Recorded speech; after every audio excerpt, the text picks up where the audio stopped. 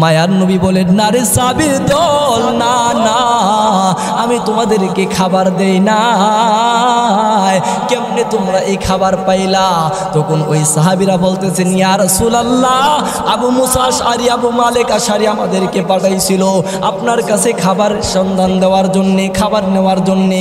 যখন ঘরের ভিতরে প্রবেশ করব, দরজার সামনে যখন আসলাম, এমনই তাকায়া দিকে আপনি তেলাওয়াত করতেছেন, ওয়া মা মিন দাব্বাতিন ফিল আরদি ইল্লা আলাল্লাহি রিজকুহা। ওই আয়াত যখন আমি শুনতে পাইলাম, ওই আয়াত যখন আমি শুনতে পাইলাম, নবী গো, আপনার কাছে আর যাইলাম না, আপনার সাথে কোনো কথা বললাম না, না বলে এই আয়াতের তর্জমার দিকে খেয়াল করে আল্লাহ তো বলেছেন, পৃথিবীতে বিচরণকারী সকল প্রাণীর জীবিকার দায়িত্ব, রিজিকের দায়িত্ব আল্লাহ নিয়েছেন। এই জন্যে খাবারের কথা আপনি নবীর কাছে না বলে আমরা সোজা আল্লাহর কাছে বলেছি। আমার মনে হয় আল্লাহ আমাদেরকে আসমান থেকে খাবারের ব্যবস্থা করেছে। আল্লাহর নবী বলেন, সাহাবীরা রে, তাহলে শুনো, ও সাহাবীরা শুনো, এই আয়াতের তর্জমার দিকে খেয়াল করে তোমরা যে আমল করেছো, আল্লাহ এই আমলটাকে এমনভাবে কবুল করেছেন, এমনভাবে কবুল করেছেন, আল্লাহ ওয়াদা ঠিক রেখেছেন, তোমাদেরকে আসমানি খাবার দিয়া আল্লাহ তোমাদেরকে নুসরত করে দিয়েছে। মোহতারাম হাজিরিন, এই জন্যে আল্লাহ রাব্বুল আলামিন বলেন, ও দুনিয়ার মানুষেরা শুনো, তোমরা যখন হালাল খাইবা, তোমরা যখন হারাম থেকে বেঁচে থাকবা, তোমাদের ভিতরে যখন হালাল খাবার ঢুকাইবা, হালাল খাবার খাইয়া আমি আল্লাহর কুদরত দিবা, সাজদা দিবা, যখন আমি আল্লাহ তোমার এই সাজদাকে এমনভাবে কবুল করব, এমনভাবে কবুল করব, জানুনি আমি আল্লাহ রাব্বুল আলামিন তোমার এই সাজদার মাধ্যমে তোমার পুরা বডিকে আমি আল্লাহ নূর দ্বারা ভরপুর করে দেব।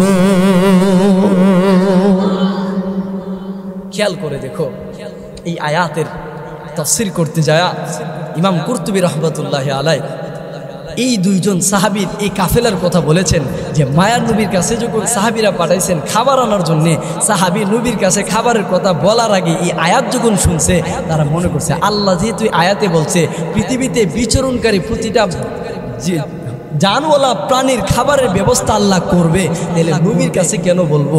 আল্লাহর কাছে বললে আল্লাহ খাবার দিয়া দিবে। এই জন্য আল্লাহ খাবার দিতে পারে কি পারে না? পারে। এই জন্য আমরা প্রতিটা সময় আমরা যখন আমাদের জীবনকে পরিচালিত করব, আমরা যখন আমাদের জীবনকে আস্তে আস্তে করে আমরা যখন পরিচালিত করব, তখন আমাদের সন্তানগুলিকেও আমরা এই নিয়মে আমাদের সন্তানগুলিকেও শিক্ষা দিব যে তোমরা যখন তোমার দুনিয়াতে বিচরণ করবা, কষ্ট করে চলো, 3 বেলা থেকে 1 বেলা খাও, কিন্তু হারাম থেকে বেঁচে থাকো, সুদ থেকে বেঁচে থাকো, ঘুষ থেকে বেঁচে থাকো, হারাম থেকে বেঁচে থাকো, হালাল 1 লুকমা খাও, 1 লুকমা হালাল খাবার থেকে তোমার ভিতরে যখন ঢুকবে, আল্লাহ তাআলা তোমার ভিতরে, আল্লাহ সুবহানাহু তাআলা আমরা মানব জাতিকে বড় উত্তম জাতি হিসাবে, সৃষ্টির সেরা জীব হিসাবে আল্লাহ তাআলা দুনিয়াতে প্রেরণ করেছেন। আর এই দুনিয়াতে আসার পরে আল্লাহ সুবহানাহু তাআলা আমাদের খেদমতের জন্যে দুনিয়ার সব কিছু আল্লাহ তাআলা সৃষ্টি করেছেন। আসমান, জমিন, সূর্য, চন্দ্র, তারা যা কিছু আছে সব কিছু আমরা মানব জাতির জন্য সৃষ্টি করেছেন। সব কিছু আমরা মানুষের খেদমত করে, আর আমরা খেদমত করব কার? আমরা খেদমত করব কার? আল্লাহ সুবহানাহু তাআলা। আল্লাহ বলেন, যদি মানুষ আমি আল্লাহর ইবাদত বন্দি করো, যদি আমি আল্লাহর শুকর গুজার করো, আমি আল্লাহ ওয়াদা দিতেছি তোমাদের জবান থেকে যা কিছু বাহির হবে, আমি আল্লাহ তোমাদের জবানের সেই দোয়াগুলি আমি আল্লাহ কবুল করে দিই। তাহলে আমরা মানুষ হিসাবে দোয়া করব কার কাছে? আল্লাহর কাছে। আমরা মানুষ হিসাবে চাইব কার কাছে? আল্লাহর কাছে। আমরা আল্লাহর কাছে যখন কোনো দোয়া করব, এই দোয়াটা তখনই কবুল হবে যখন আমাদের হালাল খাবার খাবো, যখন আমাদের ভিতরে হালাল রিজিক যাবে, হালাল খাবার যখন আমাদের পেটের ভিতরে যাবে, হালাল খাওয়ার পরে আমরা যখন আল্লাহর কাছে চাইব, আল্লাহ আমাদের দোয়াকে সেকেন্ডের ভিতরে কবুল করবে। এই জন্যে আমাদের উচিত যে হারাম থেকে বেঁচে থাকা, হালাল খাবার খাওয়া। হালাল খাবার আমাদের জন্যে অপরিহার্য। যখন কোনো মানুষ হালাল খাইবে ওই মানুষটা প্রতিটা ইবাদত বন্দিগি করার জন্যে তার ভিতরে একটা নূর পয়দা হবে, তার ভিতরে একটা জজবা পয়দা হবে। সুবহানাল্লাহ, সুবহানাল্লাহ। আল্লাহ সুবহানাহু ওয়া তাআলা আমার তেলাওয়াতকৃত আয়াতে বলেন, ইয়া আইয়ুহান নাসু কুলু মিম্মা ফিল আরদি হালালান তাইয়্যিবা ওয়া লা তাত্তাবিউ খুতুওয়াতিশ শাইতান ইন্নাহু লাকুম আদুউম মুবিন।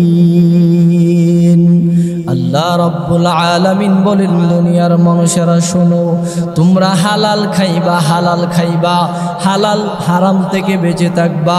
যদি তোমরা হালাল খাইয়া আমি আল্লাহর কাছে যখন দোয়া করবা, আমি আল্লাহর কাছে যখন কোনো কিছু চাইবা, আমি আল্লাহ তোমাদের দোয়াকে কবুল করব।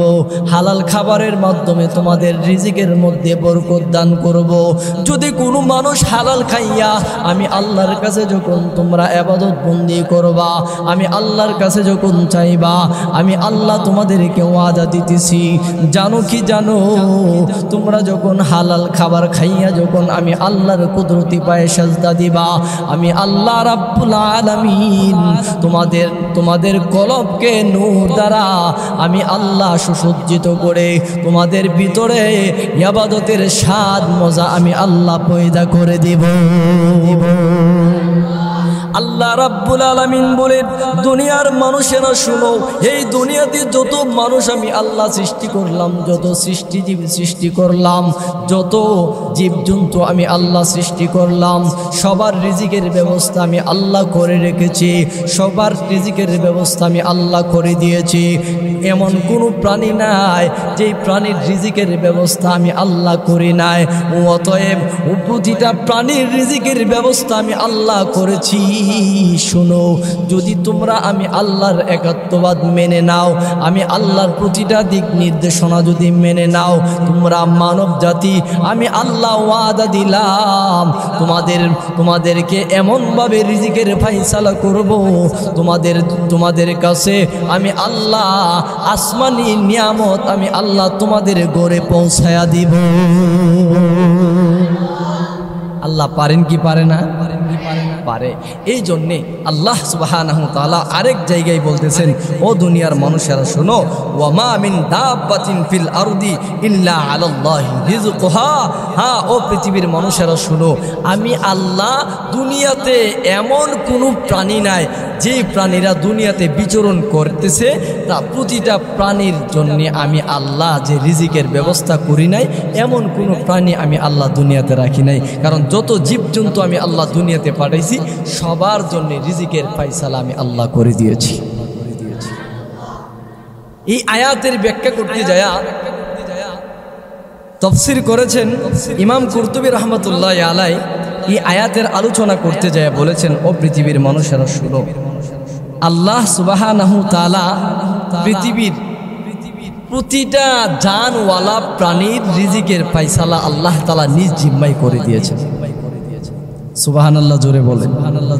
আল্লাহ তাআলা প্রতিটা প্রাণীর জন্য রিজিকের ফায়সালা করেছেন।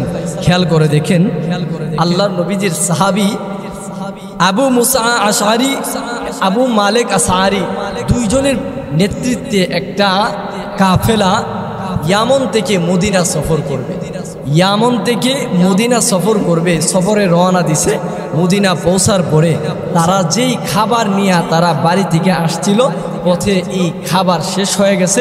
মদিনা পৌঁছার পরে তারা আল্লাহর নবীর কাছে চিঠি লিখছে, যে নবীর কাছে চিঠি দিতে হবে যে এই মুহূর্তে আমরার খাবার শেষ হয়ে গেছে, যে ইয়া রাসূলুল্লাহ আমরার খাবারের একটা ব্যবস্থা আপনি করে দিন।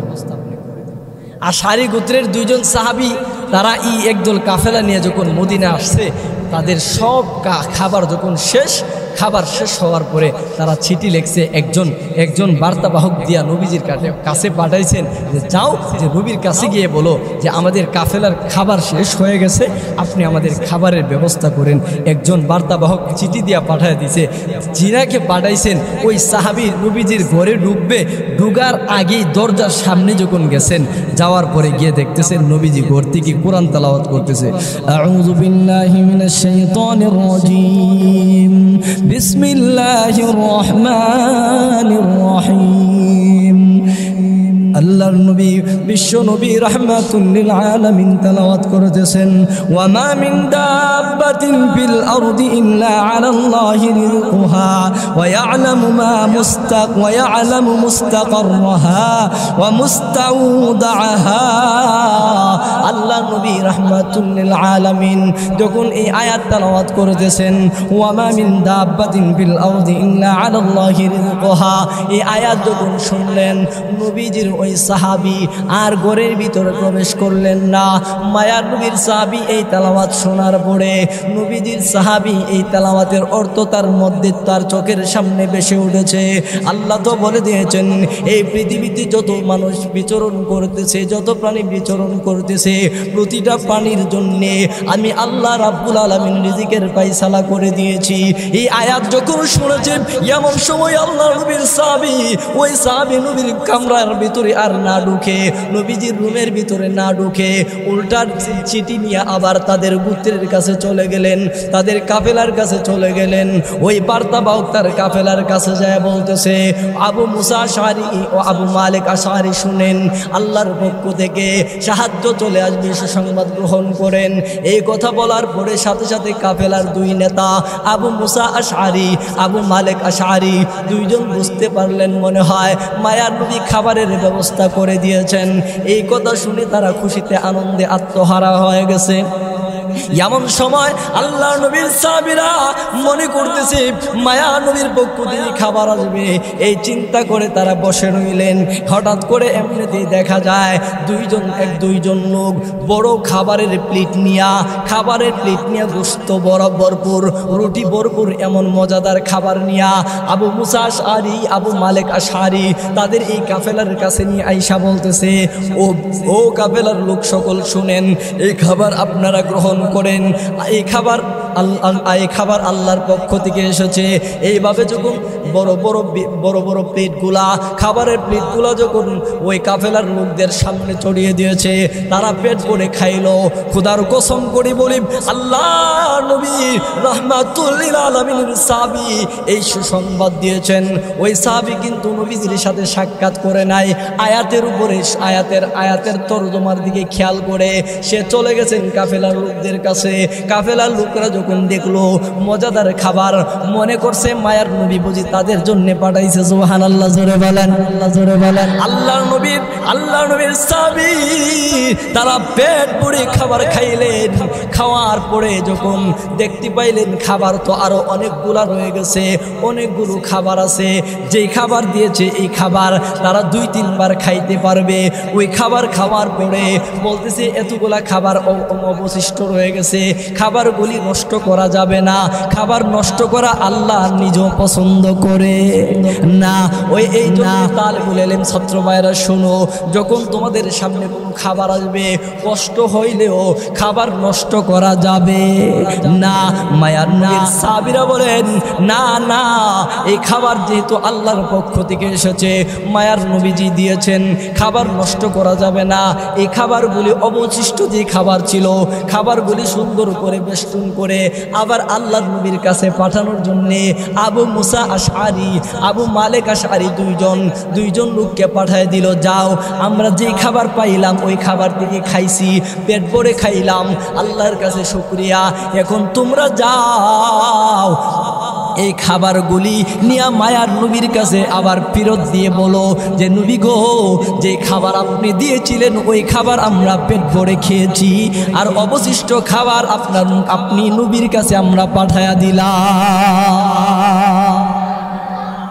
বরংস মায়ার নবীর কাছে কিন্তু ওই সাহাবী কিন্তু চিঠি নিয়ে যায় নাই, খাবারের কোনো কথাও কিন্তু বলে নাই। খেয়াল করে দেখো আল্লাহ নবী এই খাবার পাওয়ার পরে মায়ার নবী আচমকা হয়ে গেলেন, আশ্চর্যজনিত হয়ে বলতেছে, কি ব্যাপার, এই খাবার কোথায় থেকে আসলো? আমি তো কোনো খাবার দেই নাই, তোমরা এই খাবার কোথায় থেকে নিয়ে আসলা?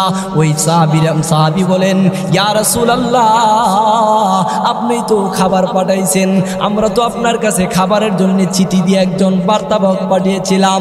মায়ার নবী বলেন, না রে সাহাবীর দল, না না, আমি তোমাদেরকে খাবার দেই না, কেমনে তোমরা এই খাবার পাইলা?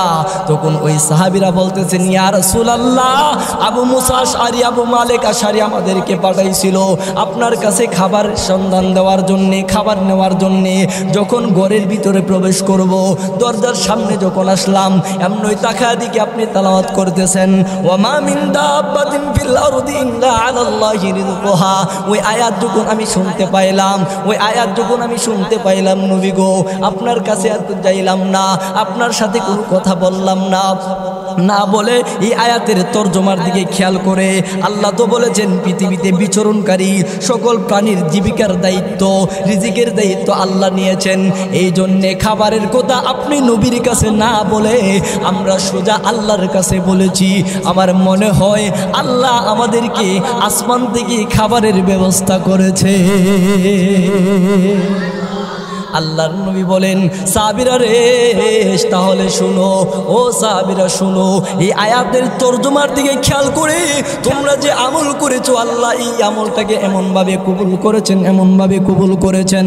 আল্লাহ ওয়াদা ঠিক রেখেছেন, তোমাদেরকে আসমানি খাবার দিয়া আল্লাহ তোমাদেরকে নুসরত করে দিয়েছে।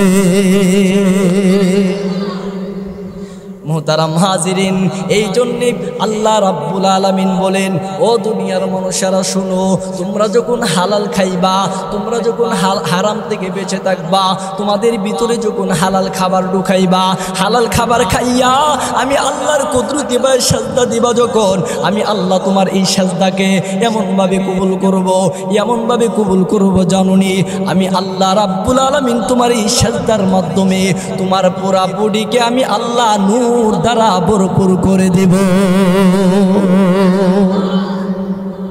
খেয়াল করে দেখো, এই আয়াতের তাফসীর করতে যায় ইমাম কুরতুবী রাহমাতুল্লাহি আলাইহি এই দুইজন সাহাবীর এই কাফেলার কথা বলেছেন, যে মায়ার নবীর কাছে যখন সাহাবীরা পাঠাইছেন খাবার আনার জন্যে, সাহাবী নবীর কাছে খাবারের কথা বলার আগে এই আয়াত যখন শুনছে, তারা মনে করছে আল্লাহ যেহেতু আয়াতে বলছে পৃথিবীতে বিচরণকারী প্রতিটা জানওয়ালা প্রাণীর খাবারের ব্যবস্থা আল্লাহ করবে, তাহলে নবীর কাছে কেন বলবো? আল্লাহর কাছে বললে আল্লাহ খাবার দিয়া দিবে। এই জন্যে আল্লাহ খাবার দিতে পারে কি পারে না? পারে। এই জন্যে আমরা প্রতিটা সময় আমরা যখন আমাদের জীবনকে পরিচালিত করব, আমরা যখন আমাদের জীবনকে আস্তে আস্তে করে আমরা যখন পরিচালিত করব, তখন আমাদের সন্তানগুলিকেও আমরা এই নিয়মে আমাদের সন্তানগুলিকেও শিক্ষা দিব যে তোমরা যখন তোমার দুনিয়াতে বিচরণ করবা, কষ্ট করে চলো, 3 বেলা থেকে 1 বেলা খাও, কিন্তু হারাম থেকে বেঁচে থাকো, সুদ থেকে বেঁচে থাকো, ঘুষ থেকে বেঁচে থাকো, হারাম থেকে বেঁচে থাকো, হালাল 1 লুকমা খাও, 1 লুকমা হালাল খাবার থেকে তোমার ভিতরে যখন ঢুকবে, আল্লাহ তাআলা তোমার ভিতরে ঈমান আমলের স্বাদ মজা, ইবাদতের স্বাদ মজা আল্লাহ তোমার ভিতরে পয়দা করে দিবে। খেয়াল করে দেখো, দেওবন্দের একটা ইতিহাস বলেছেন, হালাল খাবারের কি পাওয়ার। হালাল খাবার খাইলে অন্তরে কলব যে নূর দ্বারা আল্লাহ তাআলা ভরপুর করে দেয়, হালাল খাবারের কি পাওয়ার, এই কথা বলতে যায়া বলেছেন, দেওবন্দের একজন সাধারণ দিনমজুর ছিল, দেওবন্দ মাদ্রাসার পাশেই ভারত দেওবন্দের একজন দিনমজুর ছিল, যার নাম ছিল আব্দুল্লাহ। যার নাম কি ছিল? আব্দুল্লাহ। ওই আব্দুল্লাহ কি করত? সে শুধু কাঁচা ঘাস কেটে কেটে সে কি করত? বাজারে নিয়ে বিক্রি করত। বিভিন্ন বাজারে দেখবেন তো যে ঘাস কেটে কেটে বাজারে নিয়ে বিক্রি করে, বাজার থেকে ক্রেতারা কিনে নিয়ে তাদের গরুর গরু মহি যা কিছু আছে ওই পশুর জন্য তারা খাবারগুলি নিয়ে যায়। এই কাঁচা ঘাস বিক্রি করতো আব্দুল্লাহ। কাঁচা ঘাস বিক্রি করে যে টাকাটা আসতো এই টাকাটারে 3টা বন্টন করতো। একটা বন্টন 2 পয়সা দিয়া গরিব মিসকিন দিয়ে খাওয়াইতো, আর দুই পয়সা দিয়া কি করতো নিজে বিধবা অসহায় নারীদের জন্য খরচ করতো, আর 2 পয়সা জমাইতো। এইভাবে জমাকৃত টাকাটা 1 বছর যখন হইতো 1 বছরে 7 টাকার মতো সে জমাইতে পারতো। এই 7 টাকা কি করতো, দেওবন্দ মাদ্রাসার যত শিক্ষক ছিল সকল শিক্ষকদের খাবারের ব্যবস্থা তিনি একবেলা করে দিতেন। সে আব্দুল্লাহ কি করতো, যখন দাওয়াত করতো দেওবন্দ মাদ্রাসার শিক্ষকদেরকে, তখন শিক্ষকরাও আব্দুল্লাহর এই বাড়িতে খাবার খাওয়ার জন্য তারা পাগল পারা হয়ে যেত। বলে কেন? মৌলানা ইয়াকুব নানুতুবি রহমতুল্লাহ আলাইহি বলেন যে আমরা সারা বছর অপেক্ষায় থাকতাম আব্দুল্লাহ কখন আমরা দাওয়াত করব, আব্দুল্লাহর বাড়িতে গিয়ে খাবার খাবো। কারণ আব্দুল্লাহর বাড়িতে যেদিন খাবার খাই ওই দিন থেকে 40 দিন পর্যন্ত আমাদের অন্তরে আল্লাহ নূর দ্বারা ভরপুর করে দিই। বলে এই 40 দিন এত মজা লাগে ইবাদত বন্দেগী যে শুধু নামাজ পড়তেই মনে চায়, কোরআন তেলাওয়াত করতেই মনে চায়, শুধুমাত্র ইবাদত বন্দেগীতে দিনটা কাটাইতে চাই। সুবহানাল্লাহ। তাইলে হালাল খাবারের পাওয়ার আছে না নাই? আছে। হারামে আরাম নাই, আর হালালে যদিও কষ্ট, কিন্তু এই কষ্টটা সাময়িকের জন্য। কিন্তু হালাল খায়া যখন ইবাদত বন্দেগী করবা আল্লাহ তাআলা এই ইবাদতটা এমনভাবে কবুল করবে যে তোমার অন্তরে আল্লাহ নূর ভরপুর করে দেবে। সুবহানাল্লাহ, সুবহানাল্লাহ। এই জন্যে হালাল খাবারের পাওয়ার বর্ণনা করতে যায়। আরেকটা ঘটনা বললে আপনারা বুঝতে পারবেন যে হালাল খাবারের যে কি পাওয়ার আল্লাহ তাআলা দিয়েছেন। জমানার বড় বড় 4 জন ইমাম ছিলেন। সেই ইমামের মধ্যে ইমাম শাফি রহমতুল্লাহি আলাইহি এবং ইমাম আহমদ ইবনে হাম্বল রহমতুল্লাহি আলাইহি। ইমাম আহমদ ইবনে হাম্বল সকল ইমামের ছোট ছিল, কিন্তু ইমাম বড়ই ছিল। কিন্তু ইমাম আহমদ ইবনে হাম্বল রহমতুল্লাহ আলাইহি ইমাম শাফি রহমতুল্লাহ আলাইহির কি ছিল? ছাত্র ছিল। কি ছিল? ছাত্র ছিল। ইমাম শাফি রহমতুল্লাহ আলাইহি একদিন হঠাৎ কইরা মিশর থেকে চিঠি লিখছে যে ইমাম আহমদ ইবনে হাম্বল, তোমাকে অনেক দিন যাবত দেখি না, তুমি আমার বাড়ির মেহমান হইবা। এই হিসাবে চিঠির মধ্যে লিখছে যে তুমি আমার বাড়িতে আসো, তোমাকে দেখব, তোমাকে নিয়ে এক দস্তরখানায় খাবার খাবো। সুবহানাল্লাহ। ইমাম শাফি রহমতুল্লাহ আলাইহি কি করলেন, চিঠি যখন পাঠাইছে, উস্তাদের পক্ষ থেকে যখন ছাত্র চিঠি পায়, যে উস্তাদের পক্ষ থেকে যখন ছাত্র দাওয়াত পায়, যে তখন ছাত্রর মনটা খুশি হইব না খারাপ লাগবো? খুশি হইব। খুশি দাওয়াত পাঠাইছে যে ইমাম আহমদ ইবনে হাম্বল, তুমি আসো আমার বাড়িতে মেহমান। দেখো যে খাবার, হালাল খাবারের কি পাওয়ার আল্লাহ সুবহানাহু ওয়া তাআলা দিয়েছেন। ইমাম শাফি রহমতুল্লাহ আলাইহি দাওয়াত করছেন, ইমাম আহমদ ইবনে হাম্বল দাওয়াত কবুল করছে। দাওয়াত কবুল করে কি করলেন, শাফি রহমতুল্লাহ আলাইহির বাড়িতে যখন গেছে, ইমাম শাফির সন্তান আদি দেখা যে এত খুশি হয়েছে, জমানার বড় ইমাম আমাদের বাড়িতে মেহমান হয়েছে, আমাদের বাড়ির দস্তরখানায় বসছে, এর চেয়ে সৌভাগ্যের আর কি হতে পারে।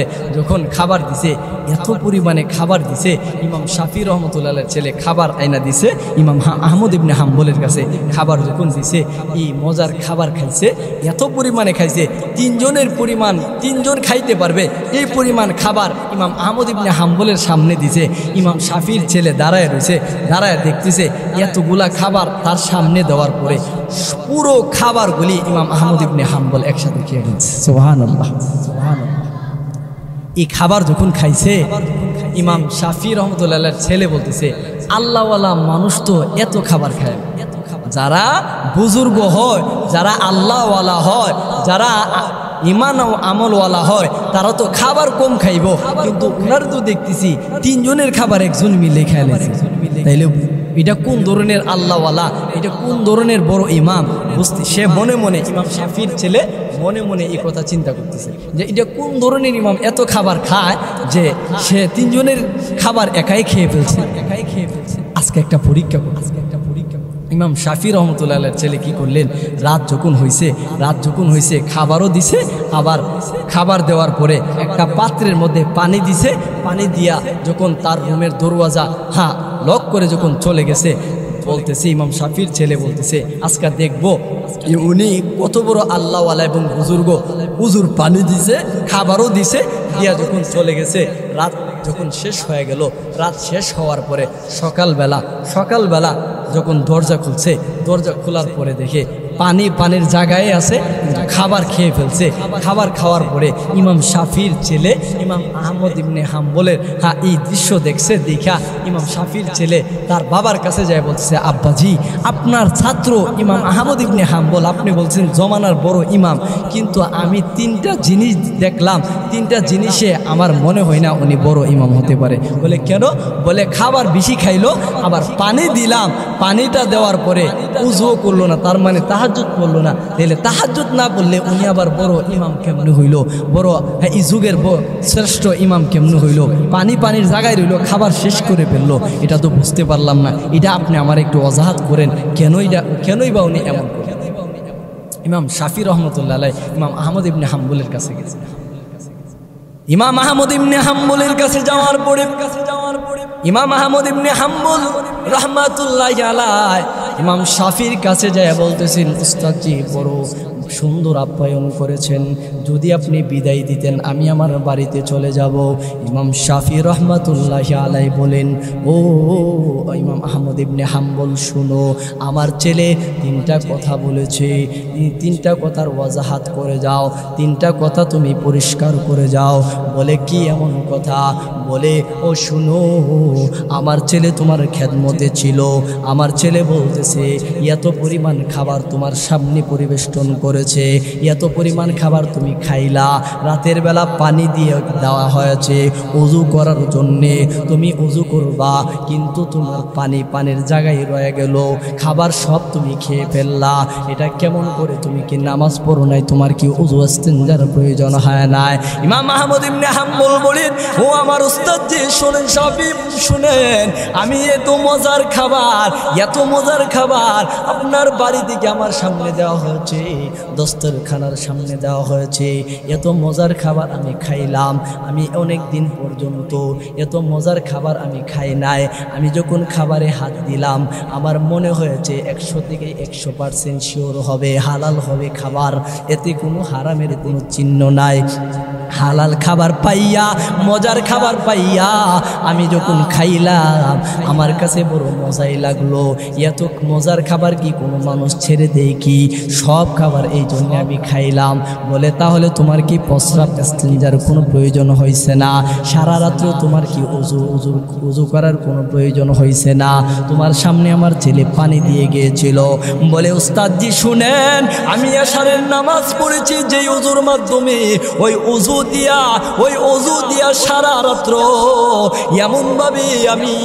এমনভাবে কোরআন হাদিসের খেদমত করেছি গো উস্তাদজি। শোনেন, আমি এশারের উযু দিয়া সারা রাত্র আমি একটা আয়াতকে কেন্দ্র করে, একটা কোরআনের আয়াত থেকে আমি 100 মাসআলা বাহির করেছি। আমি এই উযু দিয়া আমি তাহাজ্জুদের নামাজও পড়েছি, কিন্তু আমার উযু ইস্তেনজার কোনো প্রয়োজন হয় না। উস্তাদজি শুনেন, আপনার ঘরের হালাল খাবার খাইয়া আমার প্রস্রাব ইস্তেনজার কোনো চাপ হয় নাই, এই জন্যে আমার উযুও করা লাগে নাই। এশারের উযু দিয়া আমি ফজর পর্যন্ত কাটাইয়া দিয়েছি। তাইলে বোঝা গেল হালাল রিজিক, হালাল খাবার একটা মানুষ জাতির দেহকে এমনভাবে সুন্দর করে তুলে, তার বাহিরটাও সুন্দর করে, ভিতরটাও সুন্দর করে, কলবকে আল্লাহ তাআলা নূর দ্বারা ভরপুর করে দেয়। এই জন্য হালাল খাবার যখন কোনো মানুষ খাইব, ওই মানুষটা ইবাদতের মধ্যে মজা জাগবে, ওই মানুষটা ইবাদত করতে তার মধ্যে স্বাদ জাগবে। ওই মানুষটা যখন সেজদা দিবে, ওই মানুষটা আল্লাহর কুদরতি পায়ে সেজদা দিতেছে এমনই অনুভব করবে। সুবহানাল্লাহ। এই জন্যে আল্লাহ সুবহানাহু ওয়া তাআলা আমাদেরকে বলেছেন, আমাদেরকে ডাক দিয়ে বলেছেন, ইয়া আইয়ুহাল্লাযীনা আমানু, হে পৃথিবীর মানুষেরা, কুলু মিন তাইয়্যিবাতি মা রাযাকনাকুম, হে দুনিয়ার মানুষেরা শুনো, তোমরা কি করো? যারা ঈমান এনেছো, তোমরা পবিত্র খাবার গ্রহণ করো, তোমরা হারাম থেকে বেঁচে থাকো। তোমরা আমি আল্লাহ তোমাদেরকে রুজি হিসাবে